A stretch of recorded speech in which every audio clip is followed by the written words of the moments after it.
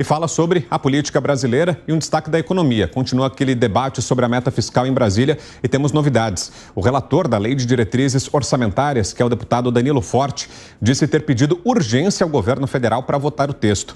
Em uma entrevista aqui à Jovem Pan, Forte avaliou que o calendário está muito apertado, mas que ele acredita que será, sim, possível votar a LDO até 22 de novembro.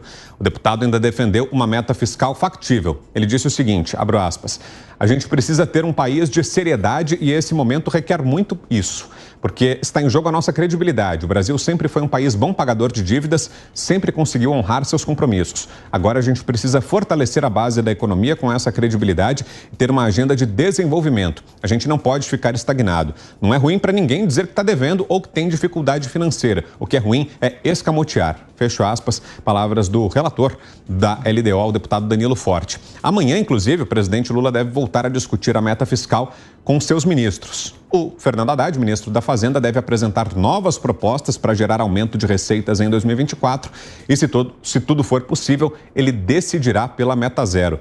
O que será que pode acontecer em Piperno? Meta zero ou não? O governo vai tentar jogar um pouquinho para cima? Quem é que vai prevalecer nessa discussão em Piperno? Bom, o ministro Haddad ainda não jogou a toalha, né? Que é novas fontes de receitas, enfim.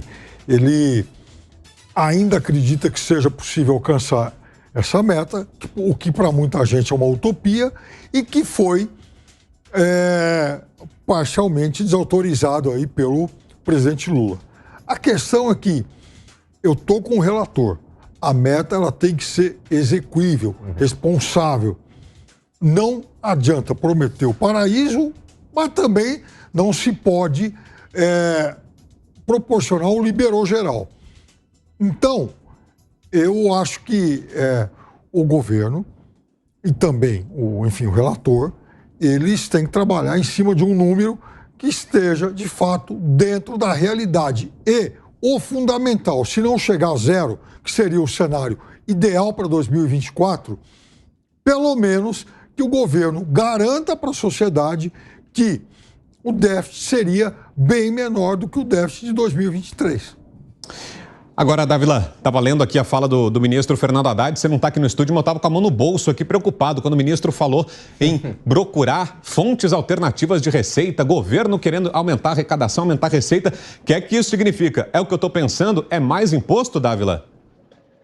Ó, Vitor, ainda bem que você está com a mão no bolso, viu? Continua com a mão no bolso, porque os caranguejos vão entrar no teu bolso e morder cada vez mais, cada vez cobrar mais imposto, taxa. É o único plano que o ministro Haddad tem, é uma coisa inacreditável. Mas também agora chegou a hora do Congresso Nacional fazer a sua parte e mostrar que tem que ter um limite nessa história de aumento da arrecadação. O Brasil não pode mais aumentar imposto.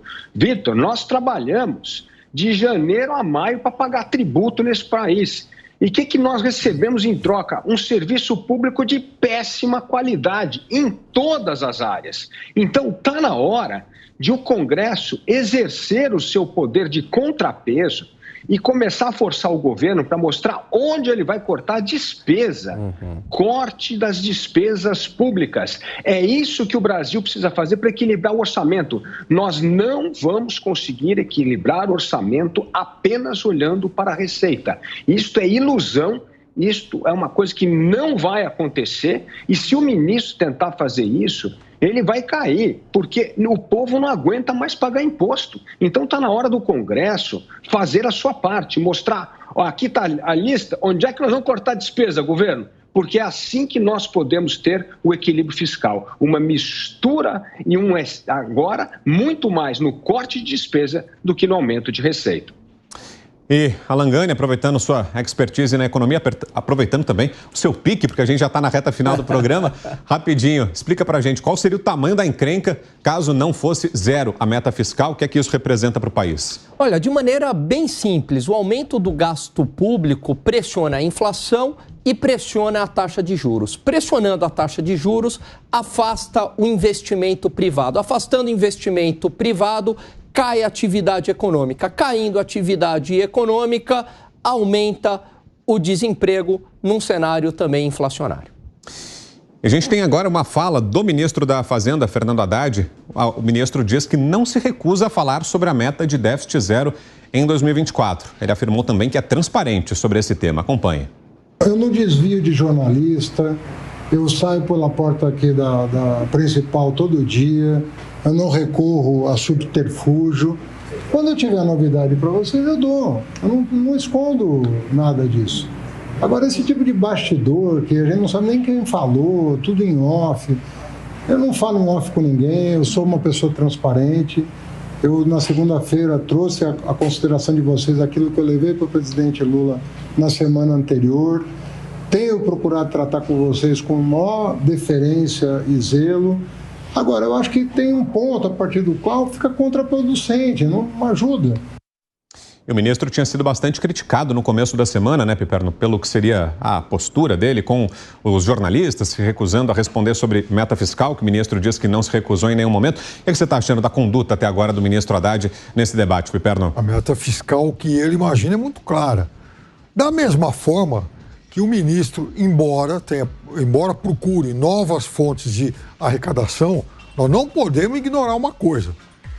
Esse é um governo que reajustou a tabela do imposto de renda e também o teto das MEIs. Isso significa mais dinheiro no bolso.